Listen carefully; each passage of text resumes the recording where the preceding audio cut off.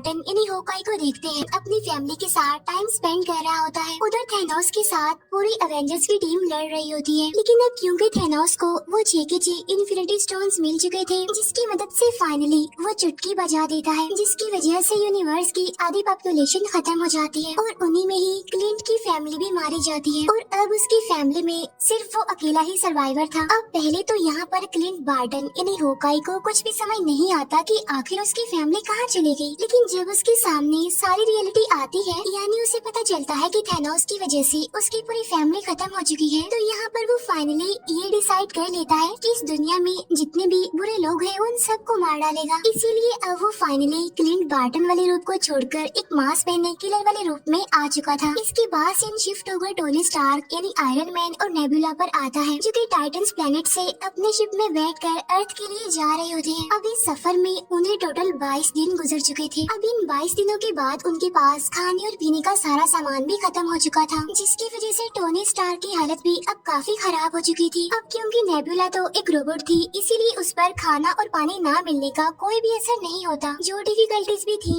वो सारे Tony star को ही फेस करनी पड़ रही थी, इसीलिए टोनी स्टार्क अब पूरी तरह से हिम्मत हार चुका था और तब वो मरने के लिए अपनी चेयर पर जाकर बैठ जाता है और अपनी मौत का इंतजार करता है। लेकिन ठीक उसी टाइम वहाँ पर एक मिरेकल हो जाता है और वो ये कि उसके सामने आ जाती है कैरल डैनवर्स यानी कि कैप्टन मार्वल। अब जैसे ही कैरल को उनका शिप दिखाई देता है तो वो उनकी हेल्प करने के लिए आगे बढ़ती है। इसके बाद वो उनके शिप को अर्थ पर ले आती है, क्योंकि कैप्टन मार्वल भी बहुत ही ज्यादा इम्पोर्टेंट और पावरफुल कैरेक्टर है। फिर हमें दिखाया जाता है कि जब थैनोस ने इन्फिनिटी स्टोन्स मिलने पर चुटकी बजाई थी तब सभी लोग राख में बदलकर खत्म हो रहे थे, लेकिन उसी टाइम निक फ्यूरी ने अपने डिवाइस से कैप्टन मार्वल को एक मैसेज भेजा था। तब उस मैसेज के मिलते ही कैप्टन मार्वल अर्थ की तरफ आने लगती है, लेकिन इसी दौरान उसे वहाँ पर टोनी स्टार का शिप दिखाई देता है, तो इसीलिए वो स्पेसशिप को भी अर्थ पर ले आती है। कैरल को अर्थ पर आने के बाद थैनोस के बारे में सारी इन्फॉर्मेशन मिल जाती है और जब उसे ये पता चला कि थैनोस बहुत ज्यादा पावरफुल है तो उसने सभी एवेंजर्स को एक आइडिया दिया कि हम क्यों ना सारे इन्फिनिटी स्टोन्स को जमा करें और वापिस से इसी टाइमलाइन में आकर उन सारे इन्फिनिटी स्टोन्स का यूज करें, जिससे होगा ये कि सारे मरे हुए लोग वापिस आ जाएंगे और साथ साथ हम थैनोस का भी खेल खत्म कर सकेंगे। ठीक उसी टाइम पर उन्हें अपने सिस्टम से एक खास किस्म की इन्फॉर्मेशन मिलती है, जहाँ पर रॉकेट उन्हें बताता है कि जब थैनोस ने चुटकी बजाई थी तो पूरे यूनिवर्स में एक ऐसी वेव यानी लहर फैली थी जो कि आज से पहले कभी भी नहीं देखी गई, और बिल्कुल ऐसा ही 2 दिन पहले एक गैलेक्सी पर भी हुआ है। क्या पता थैनोस ने दोबारा से चुटकी बजाई हो, जिसकी वजह से हमें फिर से ये वेव देखने को मिली। तब यहाँ पर सभी एवेंजर्स को पता चल जाता है कि थैनोस ने फिर से अपने सारे इन्फिनिटी स्टोन्स का यूज किया है। तब उसकी वेव की वजह से ये लोग उसके सिग्नल्स को ट्रैक करते हैं और फिर अपने स्पेसशिप से उसी प्लेनेट पर पहुंच जाते हैं जहाँ पर थैनोस था, और यहीं पर हमें दिखाया जाता है थैनोस जो कि अब कमजोर और काफी थका हुआ लग रहा था। इसके बाद वो सब वहाँ पहुंचकर थैनोस को पकड़ लेते हैं और उससे पूछते हैं कि सारे इन्फिनिटी स्टोन्स कहाँ हैं, जहाँ पर थैनोस उन्हें बताता है कि मैंने सारे इन्फिनिटी स्टोन्स को यूज करके सभी स्टोन्स को डिस्ट्रॉय कर दिया है, ताकि कोई भी इन इन्फिनिटी स्टोन्स को दोबारा से जोड़कर इस पूरे यूनिवर्स को दोबारा से पहले जैसा ना बना दे। अब इस बात की वजह से थोर को बहुत गुस्सा आता है, इसीलिए वो अपने हैमर से थैनोस का गला काट देता है और वहीं पर वो थैनोस को जान से मार डालता है। अब क्योंकि इन्फिनिटी स्टोन्स तो थे नहीं, इसीलिए किसी के पास भी कोई होप नहीं थी कि सारे मरे हुए लोग वापिस से जिंदा कैसे होंगे, इसीलिए वो सारे ही काफी डिसअपॉइंटेड हो जाते हैं। इसीलिए वो सारे अपने अपने रास्तों पर निकल जाते हैं। इसके बाद थोर अब एक नई जगह पर जिंदगी गुजारने लगता है, जो कि नॉर्वे में थी। थोर पूरी तरह से हिम्मत हार चुका था, इसीलिए क्योंकि वो थैनोस से हार भी गए थे और साथ साथ इन्फिनिटी स्टोन्स को भी कलेक्ट नहीं कर पाए थे। थोर बिल्कुल लेजी हो गया था, वो अलग अलग तरह की नशे भी करने लग गया था, जिसकी वजह से वो फैटी भी हो गया था। दूसरी तरफ हल्क ने अपनी ब्रूस बैनर और हल्क की बॉडी पर कुछ साल काम करके उन दोनों बॉडीज को मिला दिया, जिससे फाइनली वो बन गया प्रोफेसर हल्क, जिसमें हल्क की पावर्स के साथ साथ ब्रूस बैनर का तेज दिमाग भी था। दूसरी तरफ हम देखते हैं कि कैप्टन अमेरिका ने एक ग्रुप बनाया है, जिसमें वो सर्वाइवर्स को सिखाता था कि जो टाइम गुजर गया हमें उस पर नहीं बल्कि जो हमारा आने वाला कल है यानी हमारा जो फ्यूचर है हमें उस पर फोकस करना चाहिए। अब जिंदगी को मजीद किस तरह से अच्छा बनाया जाए वो इस बारे में काफी डिस्कशन करता रहता था। टोनी स्टार्क यानी आयरन मैन ने पेपर बोट से शादी कर ली थी और उनकी एक बेटी भी थी। यहाँ पर टोनी अपनी फैमिली के साथ एक पुरसुकून लाइफ गुजार रहा था जिसका अब दुनिया से कोई लेना देना नहीं था। इसके बाद 5 साल गुजर जाते हैं। जब एंटमैन पिम पार्टिकल्स लेने के लिए गया था तो थैनोस की चुटकी बजा देने की वजह से वो वहीं पर फंस गया और जिस लैब में वो गया था वो एक वैन में थी, लेकिन वहाँ पर एक चूहा होता है जिसकी वजह से वो मशीन फिर से स्टार्ट हो जाती है, जिससे होता ये है कि एंटमैन यानी स्कॉट लैंग फिर से हमारी दुनिया में वापस आ जाता है। अब जिस दुनिया में वो गया था वो हमारी दुनिया से बिल्कुल अलग थी। वहाँ का डायमेंशन, वहाँ का टाइम, सब कुछ हमारी दुनिया से बिल्कुल अलग था। अब क्योंकि टाइम तो बिल्कुल अलग था तो इसलिए उस दुनिया में गुजारे गए 5 घंटे इस दुनिया के 5 सालों के बराबर थे। और जब थैनोस ने आधी पॉपुलेशन को खत्म कर दिया था तो उस इंसिडेंट को 5 साल गुजर गए थे, लेकिन उस दुनिया में सिर्फ 5 घंटे ही गुजरे थे। और जब स्कॉट लैंग उस दुनिया के 5 घंटे गुजार कर अपनी दुनिया में आता है तो वो दिखता है कि सब कुछ बदल चुका है और उसकी बेटी भी 5 साल ज्यादा बड़ी हो गई थी। इस सारे सिचुएशन को जानने के बाद स्कॉट अपने फ्रेंड्स यानी अवेंजर्स के पास जाता है और वो उन्हें बताता है कि थैनोस की चुटकी बजाने के बाद इस इंसिडेंट को 5 साल गुजर गए हैं ना, लेकिन इस दुनिया में तो सिर्फ और सिर्फ 5 घंटे गुजरे हैं। स्कॉट यहाँ पर कैप्टन अमेरिका को बताता है कि अगर हम पिम पार्टिकल और उस दुनिया को यूज करना सीख जाएं, तो हम 5 साल पीछे जाकर सभी होने वाले एक्सीडेंट्स और गलतियों को ठीक कर सकते हैं। तब उसकी इस बात पर स्टीव यानी कैप्टन अमेरिका एग्री करता है और अब एंटमैन, कैप्टन अमेरिका और ब्लैक विडो तीनों मिलकर हेल्प मांगने के लिए टोनी स्टार्क यानी आयरन मैन के पास जाते हैं, जहाँ पर टोनी अपनी फैमिली के साथ हिल स्टेशन पर रहता था। यहाँ पर वो लोग टोनी को अपने प्लान के बारे में बताते हैं कि अगर हम उस दुनिया को सही से यूज कर लें तो हम टाइम में पीछे जाकर सभी हादसों को ठीक कर सकते हैं और टाल सकते हैं। लेकिन टोनी स्टार्क जानता था कि इस काम में खतरा है और रिस्क है और अगर उसने ये काम कर दिया तो उसकी फैमिली भी खतरे में आ सकती है। तो इसीलिए टोनी स्टार्क उनसे ये काम करने के लिए साफ इनकार कर देता है, जिसकी वजह से वो लोग काफी डिसअपॉइंटेड होकर वहाँ से चले जाते हैं। अब क्योंकि टोनी ने तो उनकी हेल्प करने के लिए इनकार कर दिया था तो इसीलिए वो सीधा जाते हैं हल्क के पास, जो कि अब था प्रोफेसर हल्क। अब क्योंकि ब्रूस बैनर का दिमाग काफी तेज था इसीलिए वो लोगों की हेल्प करने के लिए एग्री हो जाता है। तो इसीलिए अब वो लग जाते हैं एक टाइम मशीन बनाने में, जहाँ पर एक्सपेरिमेंट्स करने के बाद उन्हें पता चलता है कि हल्क ने जो टाइम मशीन बनाई है वो ठीक तरीके से काम नहीं कर रही है, वो हमें उस टाइम पर नहीं ले जा रही जिस टाइम पर हमने जाना है। फिर हमें टोनी स्टार्क दिखाया जाता है जो कि अपने घर में जार्विस के साथ टाइम मशीन पर काम कर रहा था, लेकिन तभी उसके कोड्स एकदम से एक्यूरेट हो जाते हैं जिससे फाइनली एक टाइम मशीन बन जाती है। और इसी वजह से टोनी स्टार्क को अपने डिसीजंस चेंज करने पड़ते हैं। पहले जहाँ पर वो ये सोच रहा था कि वो अपनी फैमिली को खतरे में नहीं डाल सकता, अपनी फैमिली को बचाएगा, तो वहाँ पर उसकी वाइफ पेपर बोट्स आकर उसे समझाती है कि तुम हमारे लिए पूरी दुनिया को खतरे में नहीं डाल सकते, इसीलिए तुम हमारी फिक्र मत करो बल्कि पूरी दुनिया को बचाने की कोशिश करो और यही हमारे लिए खुशकिस्मती की बात होगी और एक गिफ्ट होगा। और तब टोनी अपनी वाइफ की बात मान लेता है और टाइम मशीन पर काम करना शुरू कर देता है और इसके बाद वो सीधा पहुँच जाता है स्टीव यानी कैप्टन अमेरिका के पास, जहाँ पर वो उसके लिए उसे की वाइब्रेनियम से बनी शील्ड लेकर आता है। इसके बाद नताशा टोक्यो जाती है क्लिंट बार्टन को वापस लाने के लिए। वो उसे समझाने की कोशिश करती है कि एक नकाबपोश किलर बनकर लोगों को मारना तुम्हें सेटिस्फेक्शन नहीं दे सकता, तुम्हें सेटिस्फेक्शन तभी मिल सकती है जब तुम्हारी अपनी फैमिली तुम्हारी आंखों के सामने होगी और हम इसमें तुम्हारी हेल्प कर सकते हैं।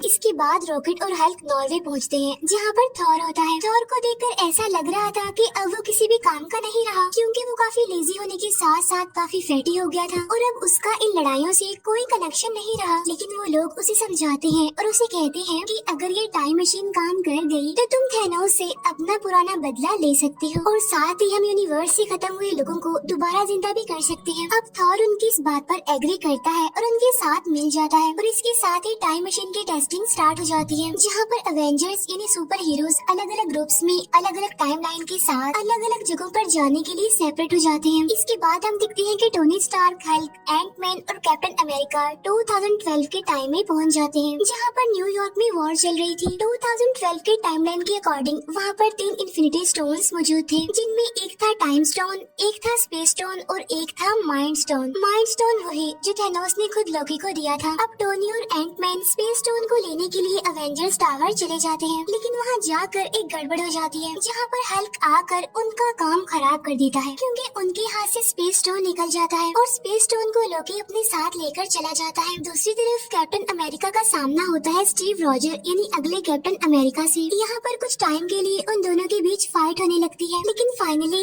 लेटेस्ट वाला कैप्टन अमेरिका माइंड स्टोन को वहाँ से लेकर चला जाता है। इसके बाद हल्क टाइम स्टोन को लेने के लिए जाता है, लेकिन वहाँ पर टाइम स्टोन डॉक्टर स्ट्रेंज के पास नहीं बल्कि गुरु माँ के पास होता है। यहाँ पर हल्क गुरु माँ से टाइम स्टोन को मांगता है, जिस पर गुरु माँ उसे कहती है कि अगर मैंने तुम्हें टाइम स्टोन दे दिया तो इस पूरे यूनिवर्स में बहुत सारे टाइम लाइन्स बन जाएंगी, जिसकी वजह से हमारी टाइम लाइन बिगड़ जाएगी, जो कि मैं बिल्कुल भी होने नहीं दे सकती। तब यहाँ पर हल्क गुरु माँ को काफी समझाने की कोशिश करता है कि फ्यूचर में काफी बड़े बड़े हादसे होने वाले हैं, जिसके लिए मुझे इस टाइम स्टोन की बहुत जरूरत है, लेकिन स्टिल गुरु माँ उसकी बात नहीं मानती। तब यहाँ पर ब्रूस बैनर उसे कहता है कि अगर डॉक्टर स्ट्रेंज ने टाइम स्टोन थैनोस को दिया है तो उसके पीछे उसका कोई मास्टर प्लान जरूर छुपा होगा। अब गुरु माँ इस बात पर एग्री करती है और अब वो फाइनली टाइम स्टोन हल्क को दे देती है। अब यहाँ पर कैप्टन अमेरिका और हल्क ने माइंड स्टोन और टाइम स्टोन तो हासिल कर लिए थे, लेकिन टोनी स्टार्क और एंट मैन को अभी तक स्पेस स्टोन नहीं मिला था, जिसकी वजह से अब टोनी स्टार्क और कैप्टन अमेरिका ये डिसाइड करते हैं कि वो टाइम में और पीछे जाएंगे और वहाँ जाकर वो स्पेस स्टोन को हासिल करने की कोशिश करेंगे। और इसके बाद वो दोनों पहुँच जाते हैं सीधा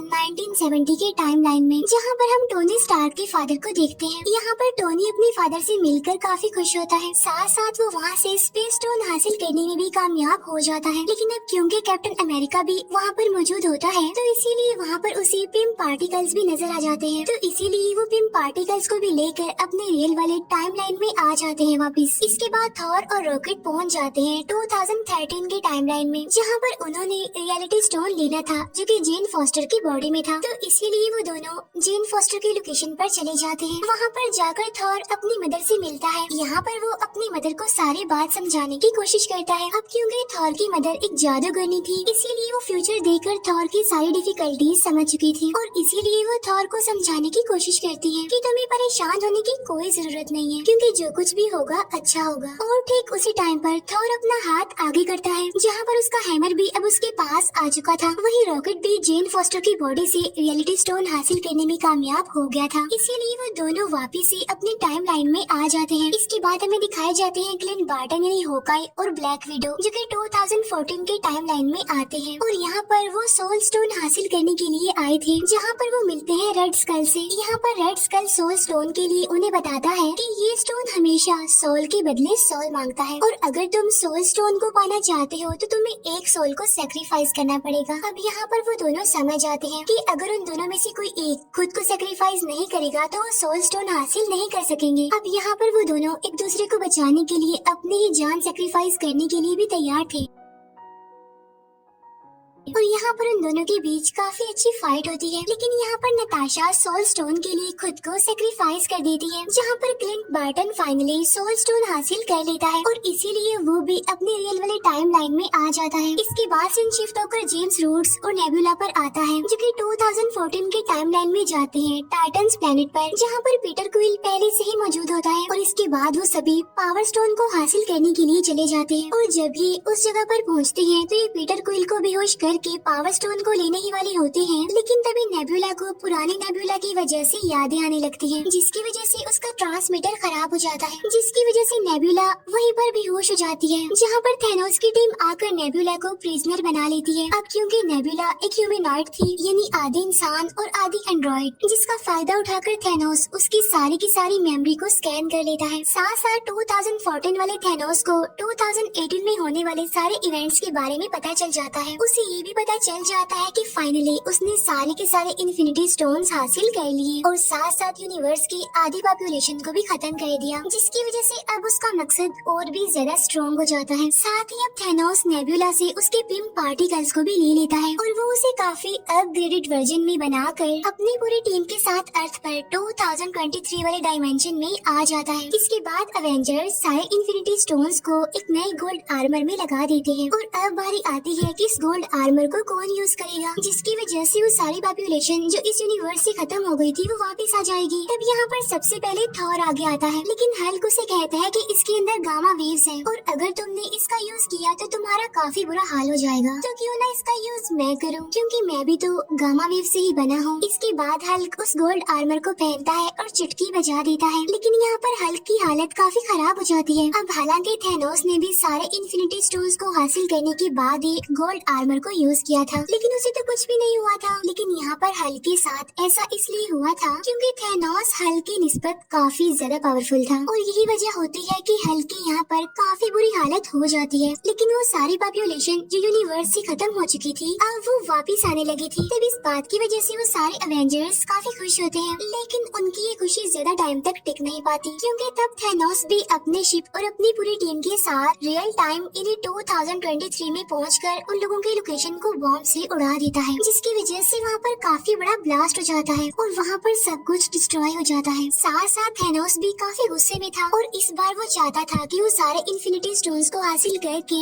आधी पॉपुलेशन नहीं बल्कि इस पूरे यूनिवर्स की सारी पॉपुलेशन को ही खत्म कर दे और उसके बाद वो एक नया यूनिवर्स बनाए जहाँ पर सब लोग थैनोस को अपना गॉड समझे, उसे माने और उसे सबसे ज्यादा इम्पोर्टेंस दे। और यहाँ पर इस मूवी की सबसे जबरदस्त फाइट शुरू हो जाती है। अब यहाँ पर बहुत अच्छे अच्छे सीन्स हमें देखने को मिलते हैं, क्योंकि थैनोस की टीम और अवेंजर्स यानी हमारे सुपर हीरो एक दूसरे के आमने सामने आकर मुकाबला करते हैं। यहाँ पर बार्टन उस गोल्ड आर्मर को लेकर भागता है। इसके बाद हमें दिखाया जाता है कि कैप्टन अमेरिका हैमर ले लेता है और इसके बाद वो थैनोस से लड़ाई करने लगता है। अब यहाँ पर हम कैप्टन अमेरिका और थैनोस के बीच एक काफी जबरदस्त फाइट देखते हैं, लेकिन थैनोस के आगे टिकना कोई आसान बात नहीं है, क्योंकि थैनोस उन सबसे ज्यादा पावरफुल था। अब यहाँ पर थैनोस की टीम अवेंजर्स पर भारी पड़ रही थी, इसीलिए सभी हीरोज हार मानने के करीब थे। लेकिन उसी टाइम पर 5 साल पहले लड़ाई करने वाले सारे अवेंजर्स और सुपर हीरोज उनकी हेल्प करने के लिए आ जाते हैं, जहाँ पर पहले तो आगे आती है ब्लैक पैंथर की टीम।